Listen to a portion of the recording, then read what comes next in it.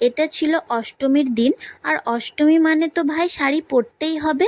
তো এই যে আমি শাড়ি পরে রেডি হয়ে বেরিয়ে পড়েছি ঘুরতে যাবার জন্য। ফার্স্টে অনেকগুলো প্যান্ডেল ঘুরে ঘুরে দেখেছি, অনেক ফটো ভিডিওজও নিয়েছি। তারপর ভাবলাম কিছু খেতে যাওয়া যাক, তাই আমরা চলে গিয়েছিলাম মোহন মলের একদম রুপটপে স্কাই ডেক ক্যাফেতে, যেটা নিউ ওপেন হয়েছে।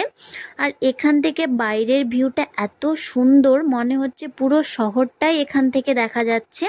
আমরা এখানে কোল্ড কফি আর পিৎজা অর্ডার করেছিলাম। তারপর খাওয়া দাওয়া করেছি, প্রচুর গল্প করেছি। আর ভেতরের অ্যাম্বিয়েন্সটা এত সুন্দর, আমি তো ঢং করে করে অনেক ফটো ভিডিওজও নিয়েছি। তারপর বাড়ি যাবার পালা, রাত্রি হয়ে এসেছে।